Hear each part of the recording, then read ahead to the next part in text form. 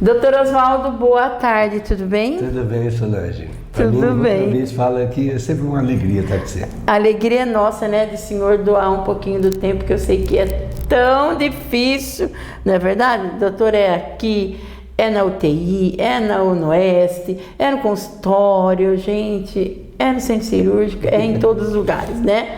Mas é bom, seria muito bom se nós tivéssemos profissionais mais como o doutor, né? Solange, que ama aquilo que faz. A verdade é que isso é uma obrigação nossa mesmo, mas eu amo mesmo a minha profissão e estou sempre à Trabalha 24 horas. Nem dorme direito, gente, é verdade.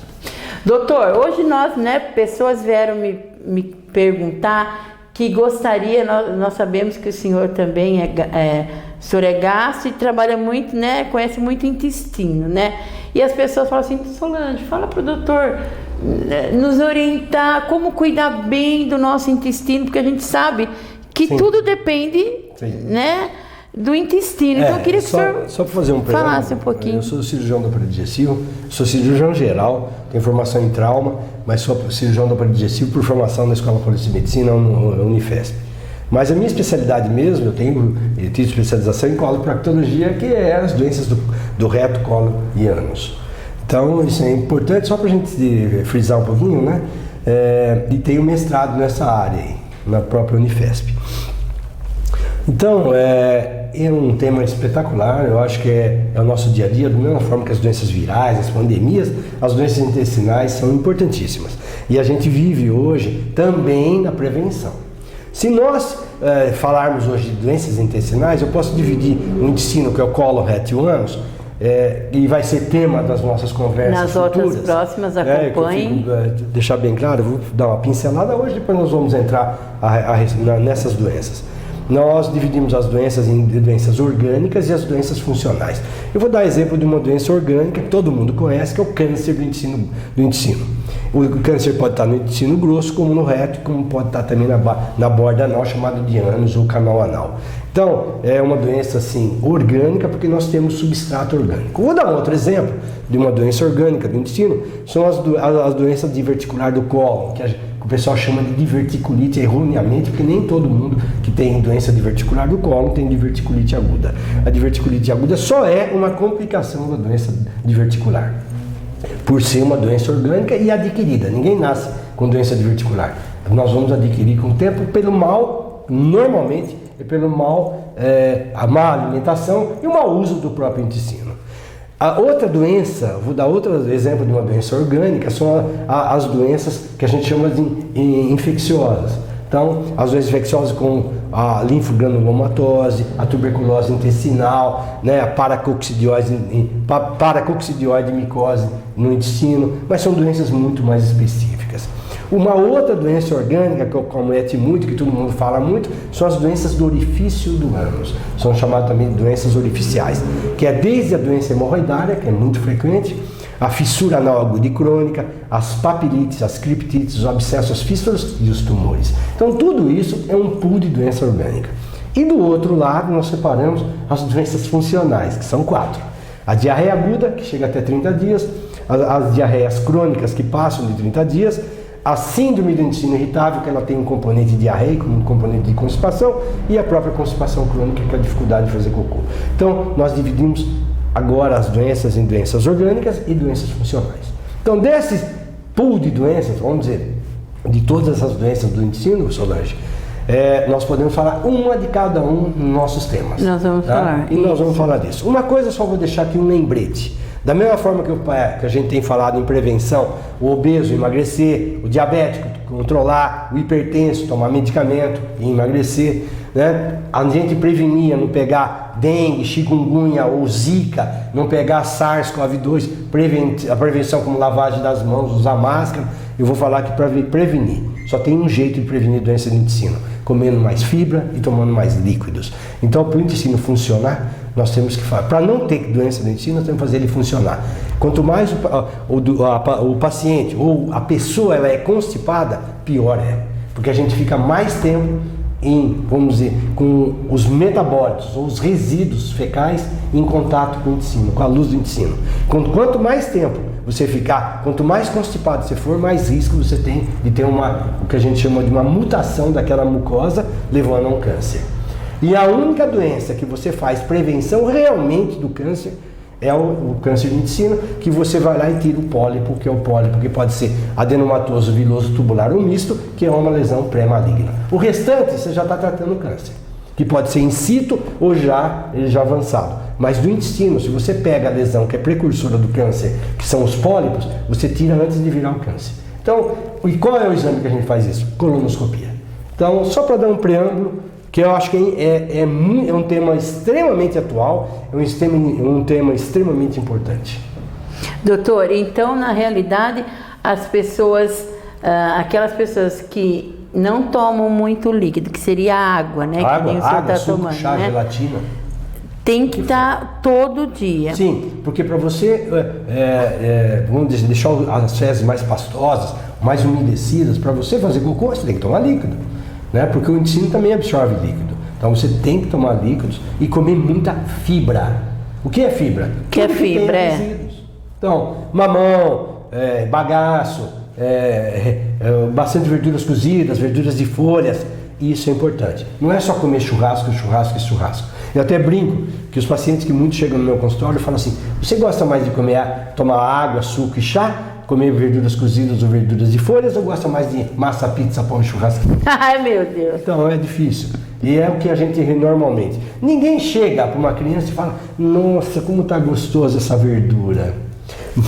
Mas fala assim: nossa, como tá gostosa essa coxinha, essa empadinha, ou esse pastel. Todo mundo fala isso. Então, eu acho que nós temos que prevenir desde a criança. A criança tem que ser orientada, educada a comer mais fibra.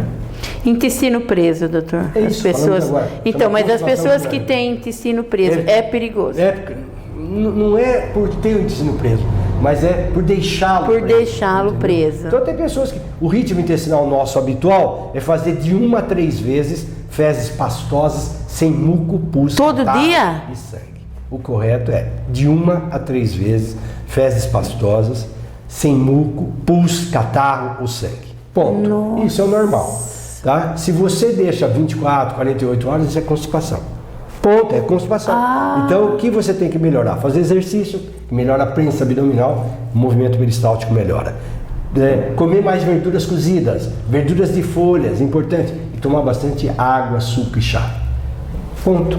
E as pessoas que tomam muito remédio, doutor, para manter, para conseguir muitas vezes? Não, então, Solange, nós estávamos comentando a respeito de alguns pacientes, algumas pessoas que usam dos laxativos catárticos. O que é isso? É o que faz catarse, é o que faz com que a gente tenha diarreia. Quais são eles? Nós temos vários no mercado. Desde o salamargo, que era o sulfato de magnésia, foi usado muito na vida, até hoje a gente usa ainda, algumas pessoas usam, né? Como também o Dulcolax, Gutalax, Complexo 46 ou Complexo Almeida Prado, fenolftaleína, Lactopurga, que é muito conhecido, Agarol. Então todos esses a gente usa, vamos dizer, é usado em farmácia para fazer cocô. E não é bom? Não é bom. Primeiro que não é de uso médico isso. Nós podemos até usar quando você tem indicações precisas para isso. Sim. Agora, o que tem que ter mesmo é orientação. O melhor seria coisas naturais, como eu já citei. Mas você pode dispor de alguns chás, como chá de sene, pode usar. Tem alguns laxativos naturais que nós podemos usar. Vou dar exemplos aqui. São as geleias. Nós temos pós. Nós temos fibras que são sintéticas. Aquele que eu falei para você antes. Você falou agora um pouco, você falou do chá de sene, é verdade, o sene promove a diarreia também, ou vamos dizer, aumento peristáltico. Aquele pozinho branco, como que você falou? Tem vários no mercado, mas tem um que a gente usa, chama o PEG 4000. Esse daí. O PEG 4000 a gente usa como faz mal fibra. Esse, doutor? Não faz mal. É uma fibra, você pode usar junto com a alimentação. Muito boa. Tá? E com água pode tomar também? Pode também, sem problema. Você pode usar sachê de algumas... Eu vou dar um exemplo aí no mercado. Tem o Plantabem, como exemplo, tá? Né? Tem o Muvinor, Muvilax. Estou dando exemplo, porque já estou falando coisas que não devia. Mas são alguns artigos que você usa. Tá? Como o senhor disse, sempre com orientação médica, exato. né? Mas isso é usado. E pode ser usado. E as pessoas que acabam sofrendo disso, acaba tendo outras consequências, né? Sim, uma delas é a própria constipação crônica, né? Formação de fecaloma, que é aquele cocô endurecido, que muitas vezes você tem que procurar um médico, um pronto-socorro para quebrar o fecaloma e depois fazer lavagem. E o mais grave de tudo isso é você ter uma transformação maligna de um pólipo. Né?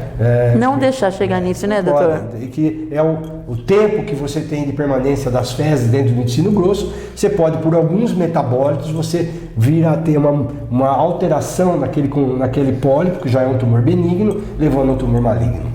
Eu só fiz questão, né, depois você que acompanha o Dr. Oswaldo todas as terças-feiras no programa Convívio, nós temos o Dr. Oswaldo pela Central na Notícia e pela TVC, canal 13 da NET, né? Mas a semana que vem, na outra, nós vamos estar falando das doenças mais específicas, o que nós podemos é desdobrar um pouco o quê? As doenças. Falar um pouco sobre constipação, falar um pouco sobre diarreia aguda e crônica, falar um pouco de síndrome de intestino irritável, que todo mundo fala aí, mas tem que ter pelo menos um pouco mais de noção. Podemos falar também das doenças orgânicas, já citei várias, desde as doenças infecciosas, doenças, vamos dizer, como a doença diverticular, o câncer de intestino, tá? Tudo isso aí são doenças, as doenças inflamatórias intestinais, que todo mundo fala, não sabe o que é a doença de Crohn e retocolite ulcerativa. Então são doenças assim, bastante, vamos dizer, faladas, e a gente pode abordar um pouquinho. Se Deus quiser. E hoje eu fiz questão do Dr. Oswaldo estar falando um pouquinho, então você já vai como que eu posso dizer? Vai comendo corretamente, né, doutor? Fazendo exercício, para que não ocorra isso do que nós vamos falar, né? Não estou fazendo apologia contra comida, não. Não. Eu acho que nós temos que comer de tudo. Pode comer desde proteínas vegetais, proteínas animais, podemos, isso não. Desde os vegetais, quer dizer, fibra, como as proteínas animais também. E uma delas é a carne de vaca, né? Carne de porco. Não estou fazendo conta. Tem que comer também proteína. Mas tem que saber, né, doutor? Mas tem não só proteína. Então, a gente vê que a maior incidência do câncer hoje é em países industrializados. Então, vamos dizer, tem muito mais câncer nos Estados Unidos que na África. Tem muito mais câncer, né, em países industrializados como a Europa e os Estados Unidos do que na Oceania. Então, tem hábito, vamos dizer, de comer mais peixe, né? Então, essas coisas a gente tem que levar em consideração. Tá? Doutor, só uma pergunta antes de terminar, foram que me perguntaram também, né? Nada desses tipos de regime que come só proteína, só carboidrato, isso é muito perigoso. Eu acho que nós emagrecer é uma outra coisa. É claro que você pode emagrecer naturalmente, que eu acho que seria o ideal para todos, e todos conseguem, é só ter força de vontade. Só ter força de vontade. Né? E orientação, como também você pode dispor de alguns medicamentos. Sim. Também sou favorável a usar medicamentos. Tá? Mas nada tá na moda alguns medicamentos, não vou citar. Não. Tá? Mas nada desses regimes que você só come só proteína, só. Tudo que é muito assim, é só uma coisa. Radical, né? Isso, radicalismo. Nada radicalismo é bom. E nada que o radicalismo vai fazer você melhorar. Você tem que ser balanceado. A nossa vida é balanceada. Balanceada em diversão, balanceada em trabalho, em espiritualidade. Então, tudo isso faz parte. Né? E tem uma coisa que a gente vê cada dia mais, que a gente vê, e o que você faz muito, né, é ajudar. Quando a gente ajuda as pessoas, quando a gente vamos dizer, fica à disposição. Eu acho que as pessoas têm que ter disponibilidade. Tá? É verdade. Então, disponibilidade para tudo. Para você tratar, para você falar, para você ajudar. O que você faz muito, Solange.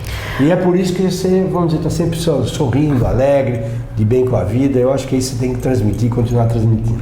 Gente, esse doutor Oswaldo me deixa emocionada. Quase chorei, porque cada vez que eu venho aqui, ele me dá uma lição de vida, né? E hoje a lição de vida que eu levo foi o que ele disse, não sei se você prestou atenção. A nossa vida tem que ser balanceada, né? E isso daí eu vou levar para muita gente, porque a primeira vez que eu vim aqui, ele falou assim, o senhor falou na outra entrevista, os primeiros 40 anos a gente planta, os outros a gente colhe. Exato. Agora, isso vai ficar também.